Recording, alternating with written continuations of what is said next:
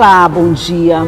Poucas pessoas sabem, mas por ano no mundo, 14 milhões de pessoas desenvolvem câncer de intestino. E por que isso acontece? Quais são as causas? O que pode ser feito para prevenir uma doença como essa? É sobre isso que nós vamos conversar no programa de hoje. E quem veio conversar comigo sobre esse assunto foi o Dr. Flávio Roberto Santos e Silva, que é médico coloproctologista. Bom dia, Dr. Flávio. Bom dia. Seja muito bem-vindo mais uma vez. Muito obrigado, é um prazer sempre estar aqui. Obrigada. Esse número, eu fico assim meio assustada. 14 milhões de pessoas no mundo desenvolvem por ano o câncer de intestino. Sim, isso é uma estatística global. No Brasil, a gente está em homens terceiro colocado, perdendo próstata e pulmão. E em mulheres, o câncer de intestino é o quarto colocado. Aí entra mama, colo de útero e câncer de ovário, antes do câncer de intestino. O câncer de intestino tem crescido muito ultimamente. E isso é uma estatística ascendente e preocupante. Com certeza. Mas, ao mesmo tempo em que é ascendente e preocupante, a gente não fala tanto a respeito. Quando fala em mulher, a gente fala em colo de útero e fala mama. Quando fala em homem, normalmente é a próstata o que mais se fala. Mas o câncer de intestino está subindo, daqui a pouco pode até tomar o lugar desses primeiros lugares, vamos dizer assim. Por quê? A gente está... A primeira população hoje envelhece mais. Segundo, a gente tem uma alimentação não muito saudável. Diminuição da ingesta de fibra, diminuição de hidratação, água, sucos naturais. A gente tem muita comida artificial, come muita carne vermelha. Então, isso tudo são fatores, além dos fatores individuais, são os fatores genéticos, que influenciam no aparecimento de câncer de intestino. Se a gente observar, todos nós, quando nascemos, a gente tem uma média em torno de 0,5% de chance de desenvolver um câncer. 0,5%. Mas a partir do momento que a gente avança com a idade e a mudança dos hábitos alimentares, de educação de atividade física, de obesidade, essa estatística vai crescendo, vai aumentando e se desviando para um tipo de câncer. Por exemplo, cigarro, câncer de pulmão, alimentação ruim, ausência de atividade, câncer de intestino. Quer dizer, o estilo de vida, o modo que você escolhe viver, ele vai praticamente determinar as doenças que você pode adquirir ao longo da vida? Ao longo da vida, além da genética. Sim, além da genética, Além claro. da genética. Mas se eu tiver uma genética positiva e tiver um estilo de vida adequado, eu tenho chance de não desenvolver a doença. A genética, nesse caso, é menos determinante? Em alguns casos. Em alguns casos. Por exemplo, se eu já tenho uma genética que não me favorece, vamos dizer assim, e eu conscientemente tomo a decisão de melhorar meu estilo de vida, de ter um outro perfil de vida, eu posso evitar? Pode, diminui bastante a chance. Por exemplo, se na família tem casos de câncer de intestino, se você tem consciência disso e você toma as medidas preventivas, que é atividade física, alimentação saudável, a diminuição da ingesta de carne vermelha, e você faz os exames preventivos, você diminui em muito a chance de ter essa notícia desagradável na sua vida. A alimentação, ela é sempre um fator determinante? Sempre é um fator determinante. Por conta, hoje, os alimentos eles contêm agrotóxicos, alguns são modificados geneticamente para uma maior produtividade, isso diminui a quantidade de fibra neles.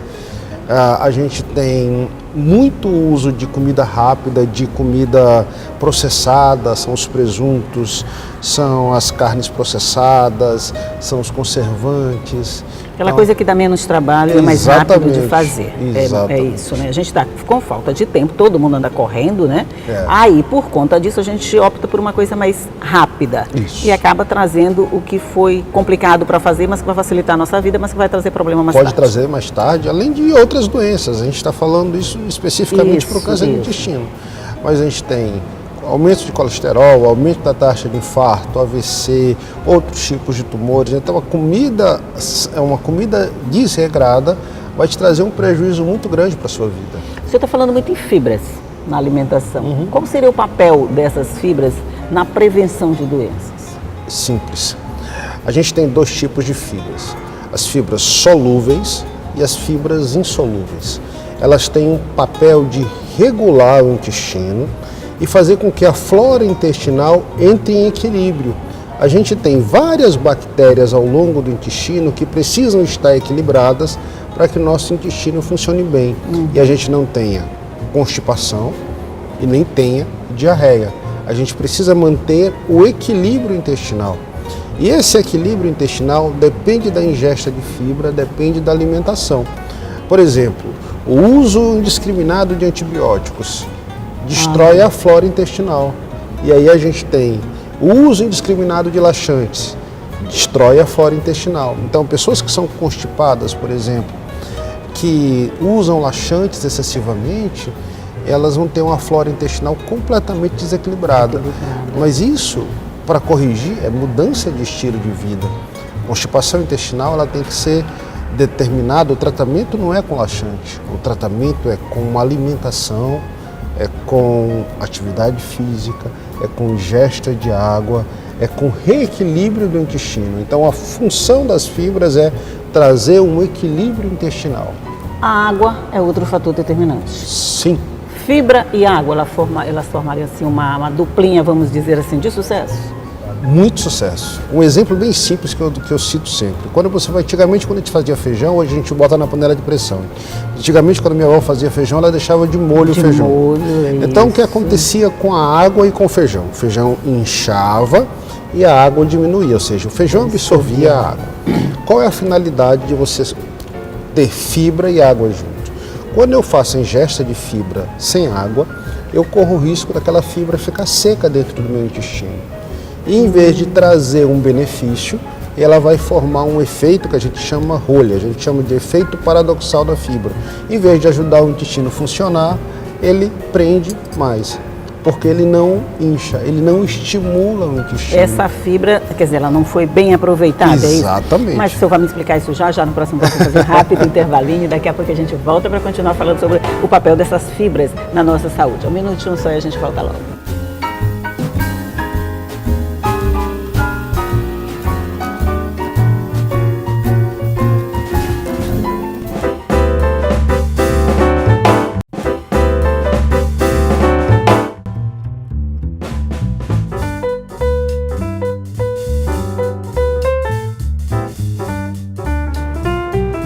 Voltamos aqui para o nosso segundo bloco de conversa e a gente estava falando sobre a importância dessa fibra mal aproveitada, é isso. Como é que é? Por exemplo, se a gente não botar o feijão para o exemplo prático, absorver, sim, eu gostei desse exemplo porque assim, todo mundo faz. A fibra, ela absorve o excesso de líquido que tem no meio. Sim. Como acontece no feijão quando a gente colocava de molho. No nosso intestino é a mesma coisa. Se a gente não der água para a fibra, ela não vai absorver nada. E ela vai ficar seca, e então ela não vai ter um efeito adequado. Então, quando eu faço a ingesta de fibra, eu tenho que dar água para ela, para que a mistura possa promover um trânsito intestinal mais tranquilo. Entendi. Olha, não é simples assim não, né? Mas vamos fazer de conta assim, a gente come e bebe água, sempre. Exatamente. Come direitinho, que eu quero dizer, Isso. come, né? Come, bebe água, não. Come. Por exemplo, aqui nessa mesa, a gente tem mamão, tem melão, tem pães e essas frutas aqui. Daqui, o que a gente tem que comer praticamente todos os dias para garantir que o nosso intestino vai funcionar bem? A nossa ingesta de fibra é muito reduzida. Então, por exemplo, um café da manhã com sucos, frutas em geral, é muito satisfatório para o dia a dia. Mesmo assim, a quantidade de fibra presente em cada uma delas não é tão grande, já ajuda. Então é sempre bom associar, por exemplo, um cereal, granola, linhaça, aveia, chia. Então isso tudo já ajuda bastante. Já potencializa o aumento de fibras, vamos dizer. Isso, porque quando a gente fala de fruta, a gente está falando de fibras solúveis. Essas fibras vão desaparecer no intestino, vão ser absorvidas. Vão ajudar, mas vão ser absorvidas. A granola, a linhaça, a chia, a aveia, são fibras vegetais, são fibras insolúveis. E eles que vão ajudar na formação do bolo fecal do intestino. Ele é que vão ajudar realmente de verdade. Por exemplo, a gente tem que misturar as duas. A chia, quando você bota assim, de molho, por exemplo, ela vira um gel, ela incha muito e vira um gel. Exatamente. Ela não é solúvel, ela não vai se dissolver na água de jeito nenhum. Não. Aquilo é a mesma coisa que vai acontecer no nosso intestino? Exatamente. E aí aquilo ali é que vai empurrar o nosso intestino para frente, que vai fazer o nosso intestino funcionar. Ah, tá. Quer dizer, não precisa do laxante, na verdade, não, né? Não há necessidade de laxante. O laxante é uma situação de extrema necessidade. O laxante, ele ao longo do tempo, a gente tem uma frase rotineira que é: meu intestino se acostumou com o laxante. Não tem? A gente acaba se acostumando com tudo, né? Até o intestino então, com a laxante. gente começa a tomar o laxante, ele tem um efeito e depois de um mês, 2 meses, poxa, não funciona mais. Não funciona mais, claro. O que acontece? Como é que o laxante funciona? O laxante, ele tira a água da parede do intestino, desidratando a parede do intestino, e esse intestino então dilata. Ao dilatar, aquela dose de laxante já não é mais suficiente para fazer o efeito que a gente quer. Se a gente tomava um comprimido, basta tomar 2. 2, aí 3, começa o vício do laxante. Aí depois eu tomar a cartela inteira e não adianta nada. E aí você vai ficando mais constipado ao longo do tempo. O prejuízo ao longo do tempo é a constipação intestinal, é a piora da constipação intestinal. Verdade, entendi. Então vamos dar uma aula agora aqui prática. A gente tem mamão tem fibra. Sim. Melão. Aqui nessa cestinha a gente ameixa. Tem ameixa, sim. Muito, ameixa é excelente. Uva, sim. E a pera. A pera. E a pera tem? Pera tem muita água também, né? Tem muito líquido. E a maçã? A maçã e a pera a gente tem que ter só um cuidadinho especial, comer com a casca. Ah, tá. A casca vai ter mais fibra. A casca é o principal. Se a gente tivesse que escolher uma dessas frutinhas aí, qual seria a campeã? Ameixa e mamão. Ameixa e mamão. E a uva fica pertinho. Mais do que a maçã? Bem mais que a maçã. Então eu vou comer uma uva que é para garantir aqui, enquanto a gente está conversando, de que eu já vou fazendo o trabalho de casa aqui. Agora me fala, depois de instalada a situação, ela é sempre reversível? Ela pode ser reversível no caso? Depende do tempo de situação, depende do tempo de constipação. Depende do tempo de constipação intestinal. Então o que acontece? Quando a pessoa é constipada ao longo tempo e tem uso crônico de laxantes há muito tempo, a chance de a gente tirar esse laxante em 100% dos casos é menor. Quando a gente vai já com o ritmo do intestino já está começando a alternar, a gente consegue suplementar e regular isso com fibra no começo, a chance de reversão é maior. E quais são, doutor, os sinais que você diz assim, eu preciso ir no médico, tem alguma coisa errada com o meu intestino? Dor abdominal, distensão por gás, a pessoa fica cheia, plena. Alternância do ritmo intestinal, o que é isso? É quando a gente tem um ritmo regular, tem aquele ritmo de ir ao banheiro e de repente a gente tem uma constipação sem razão ou uma diarreia sem razão. Então tudo isso são fatores que podem dizer que tem alguma coisa errada. Outros, sangramento nas fezes é um fator extremamente importante, tá certo? Esse eu acho que é um dos que mais chama atenção, né? Porque é visível. Porque é o mais visível também, né? Entendeu? Esse assusta porque não é normal ter sangue.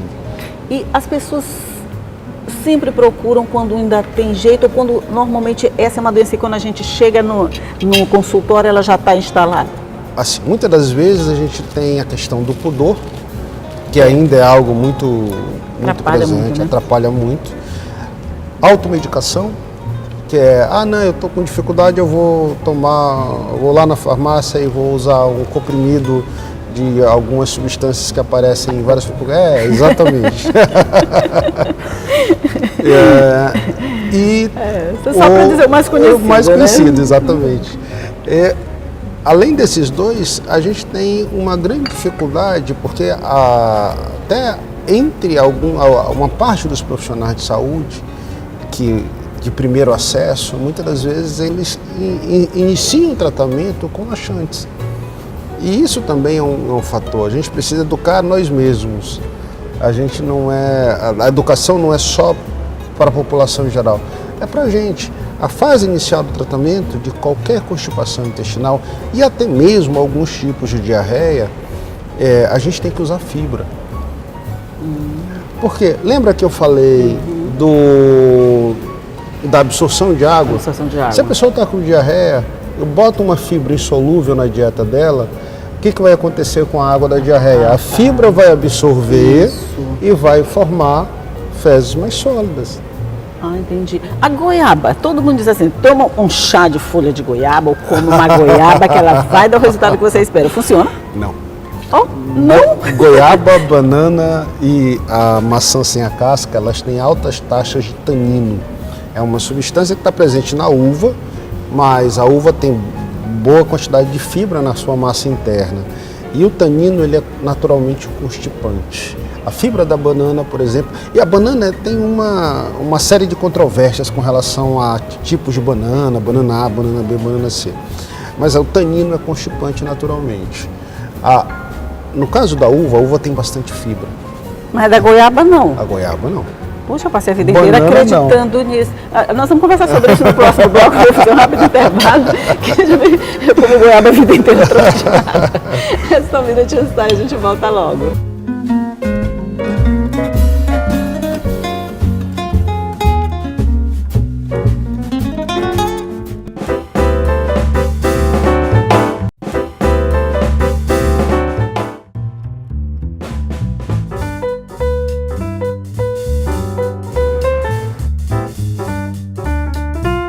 Este já é o nosso último bloco de conversa aqui sobre esses problemas do intestino. Fala só assim, fica mais bonito. Mas assim, pois é, eu passei a vida inteira tomando chá de folha de goiabeira. Minha mãe sempre dava dizendo que isso funcionava, que era uma beleza. Talvez pela crença que a gente tinha na coisa, acabava funcionando. Mas a folha não influencia? Não. A folha tem fibra, mas o chá não tem fibra. Realmente, o chá. Acabei de descobrir, o chá não tem fibra. E a goiaba, o tanto de fibra que ela tem, não é suficiente para fazer um trabalho dele. Assim como a maçã, a fibra da goiaba está na casca. Até que a gente dá para comer a casca da goiaba. Assim como a banana. A banana não dá para comer com a casca. Então, das frutas, a única que a gente poderia pegar era a uva. Das frutas? Dessas ameixa. que a gente falou aqui. Ameixa. Mas ameixa, eu não tenho uma ideia. Eu sempre achei que a ameixa vai soltar. Exatamente, a ameixa tem bastante fibra, vai funcionar o intestino. Faz funcionar o intestino, exatamente, né? Mas eu falo que o problema já está instalado, que tu quer controlar, aí seria a banana. Aí a gente vai ter que suplementar fibra, a gente vai ter que entrar com uma medicação rica em fibra para ajudar o intestino. E uma outra medicação que recompõe a flora intestinal. Por quê? Só remédio, muitas das vezes, não vai fazer o intestino funcionar bem. A gente precisa dar àquele intestino um reflorestamento, vamos colocar assim, que é a recomposição da flora intestinal. É fazer com que aquelas bactérias que eram do intestino voltem a ter condições de surgirem novamente no intestino, dando ao intestino vitalidade. Entendi. Isso porque só o médico vai saber dizer pra gente. Aí o que é que vai acontecer? A gente precisa, em alguns casos, retirar o laxante, fazer a pessoa entender que esse é o mais difícil, que constipação intestinal é uma mudança de estilo de vida, não é só um remédio que você vai dar para o paciente, é sim uma mudança de estilo de vida, que ele precisa mudar a forma dele viver, a forma dele se alimentar, para que ele tenha resultado no tratamento. Claro, o laxante é um resultado mais fácil, só que a longo prazo é um prejuízo maior. Entendi. É imediato, mas não é permanente. Não é permanente. Eu acho que o processo mais complicado é esse, a conscientização da mudança do estilo de vida, porque a gente está tão acostumado a fazer determinadas coisas, e às vezes acredita que está certo, né? E depois quando vão dizer pra gente que está errado, eu estou decepcionada com essa goiaba, sinceramente. Decepcionada com essa goiaba, que ela não faz o efeito que eu esperava.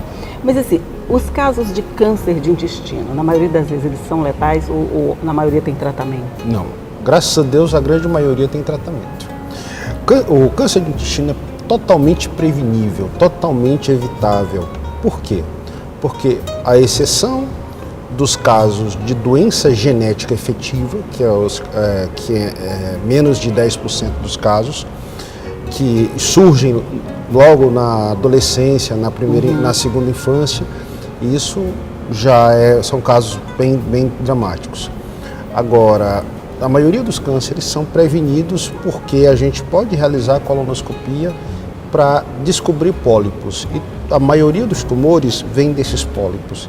E se a gente, com a colonoscopia, descobre esses pólipos e consegue retirar, a gente provavelmente evitou que esse pólipo fosse se transformar algum dia em câncer. Agora, quando o câncer já é instalado, depende do tempo de doença, depende do comportamento da doença, depende das condições do paciente. Por exemplo, quanto mais jovem o paciente, a tendência do tumor ser mais agressivo.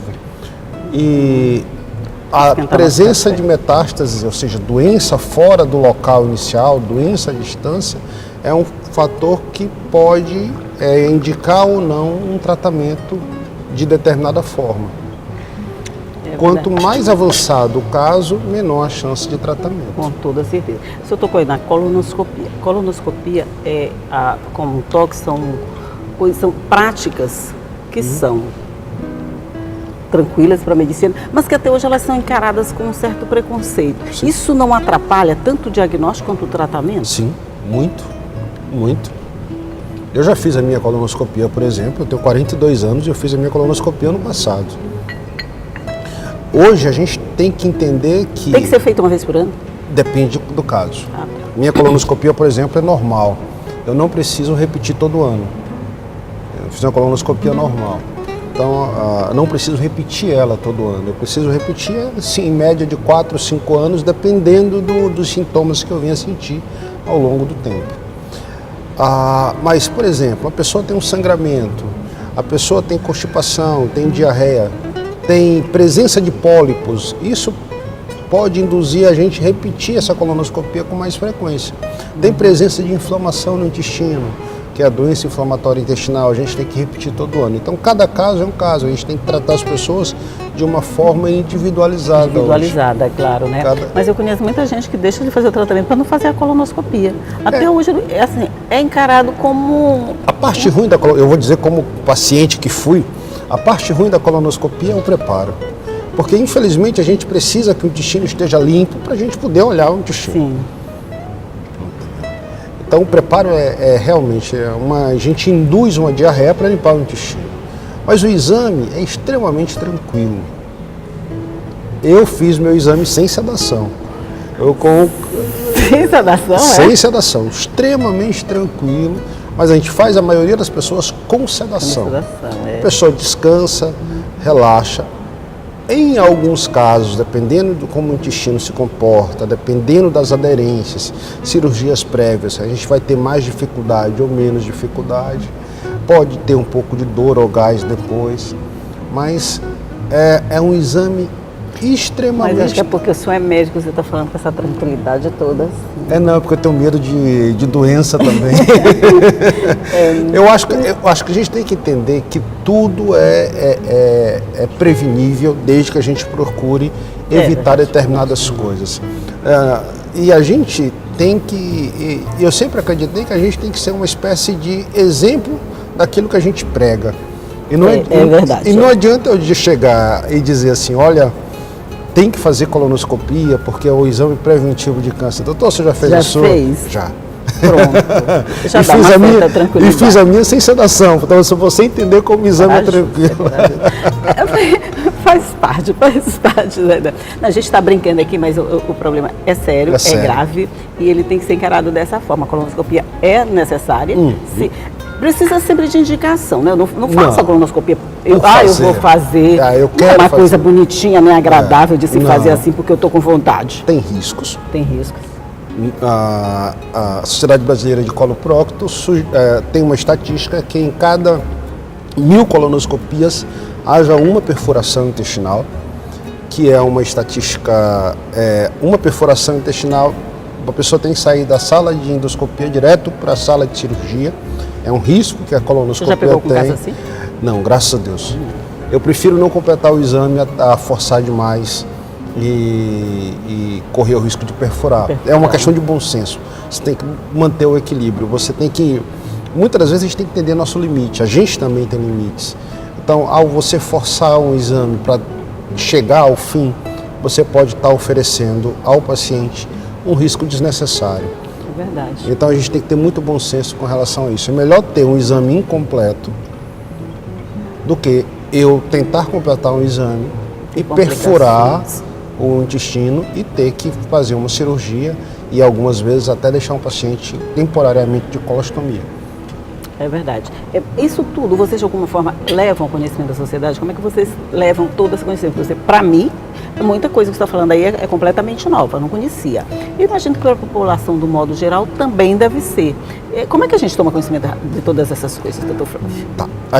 Setembro agora é um mês, Setembro Verde, é o mês de prevenção de câncer de intestino. A gente vai realizar, num dos finais de semana de setembro, ainda está terminando de fechar o dia, provavelmente pelo dia 16 de setembro, uma palestra aberta à população, lá no auditório da Clínica Onco, na DOM, a Clínica de Oncologia, ali na Clínica Dom Mais. Vai ser aberto à população, ninguém vai pagar nada. A gente vai começar a se informar. A ideia não é uma palestra, não, a ideia é uma conversa sobre o que é câncer, prevenção de câncer, o que é a colonoscopia, quais os riscos, quando faz e tirar dúvida das pessoas que estejam lá. Porque assim, o mais importante não é muito cômodo para o médico estar no seu consultório e atender um paciente e indicar as coisas. Mas, na verdade, a informação, ela tem que chegar ao público, ela tem que chegar às pessoas, que as pessoas possam ter consciência do que a gente precisa fazer. Eu acho que a informação é uma arma muito poderosa em todos os sentidos. Em todos os sentidos. É através dela que você vai saber se você precisa, nesse caso, mudar seu estilo de vida, tomar mais cuidado. Se você está com indício de alguma coisa, por exemplo, você vai lá e escuta e diz, puxa, eu estou sentindo isso, então está na hora de procurar um médico. Então eu acho que a informação é uma arma mesmo, a gente deve saber usar muito bem. Exatamente. Mas olha, parabéns por essa iniciativa de levar esse conhecimento ao público e por esse trabalho todo que o senhor desenvolve. Aprendi muita coisa já aqui com o senhor, inclusive sobre a goiaba. É um prazer sempre. É um prazer sempre estar aqui, sempre. Bom dia para o senhor. Bom dia, muito obrigado. E você já sabe, se você quiser rever essa entrevista ou qualquer uma das nossas outras entrevistas, elas vão estar à sua disposição no nosso site, que é o l.ma.leg.br/TV e nas nossas redes sociais, é claro. E eu vou estar esperando você aqui todo dia, de manhã cedinho, às 8h30 da manhã, com muita informação, muita entrevista para deixar o seu dia muito bom. Tchau!